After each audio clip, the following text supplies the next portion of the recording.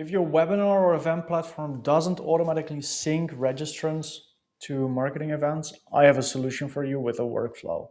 It can also be, of course, that you're hosting an offline event and that you have a form set up to capture registrations, and then you want to attach those contacts, aka those registrations, to a marketing event. That's actually quite easy. What we're going to do is we're going to go into HubSpot. We're going to go into automations, and then we'll click on workflows.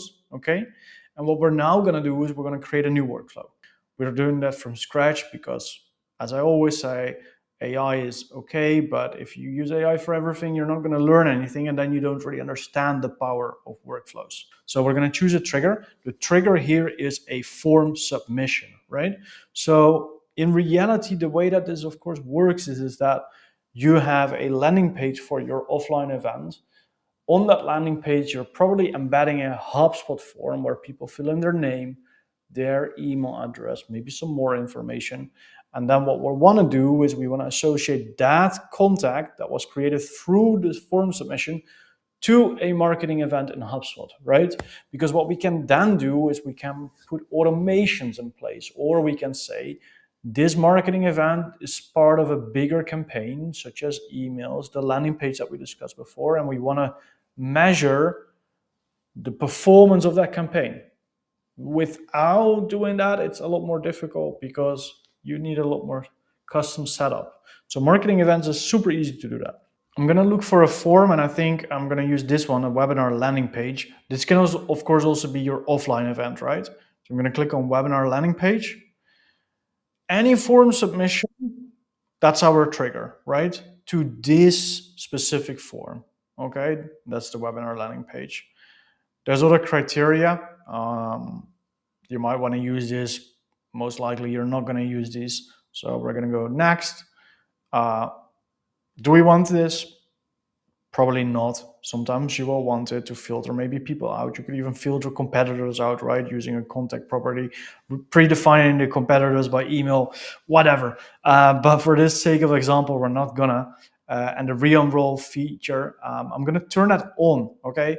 Because people sometimes forget that they have registered, and if you don't re-enroll them, if you have something, let's say a confirmation email also connected to it in that workflow, they're not going to get it, and they will feel like, oh, I signed up but I didn't get any email, weird. So just turn that on for safety. Save and continue. Okay, and then the action, what we're going to search for is, I think we can just search for marketing events. Exactly. So we can search for marketing events, and here we have the feature is participant to marketing event. Add the participant. Okay, so you just got to do that. Enroll contact, marketing event. Here you're going to select the event that you want to do. I created one that is called my offline test event, and then mark the contact as registered. Okay, the date of registration, you can just leave this empty. Okay, it's going to take the date that the workflow I think was started. Yes, that's going to do that, and that is almost typically at the very same time that people have registered, maybe a few seconds delay. You can also default this, but I don't see why you would want to do that. Don't forget to give it a name. I like to give descriptive names, so offline event form registers someone to our offline event, something like that, right? You would typically have a name of the event in there, but here we are just using tests. And then you would simply, oh, I forgot to save this, very important, save. And now we can review it and turn it on, right? So once it's turned on, what's gonna happen is somebody goes to my landing page, they see that form, they think, what an amazing event. I'm gonna register. They fill in their information, HubSpot captures that information. This workflow is gonna trigger, and what it's gonna do is gonna trigger and add that participant to a marketing event. And then you can do whatever you want with that marketing event. Good luck.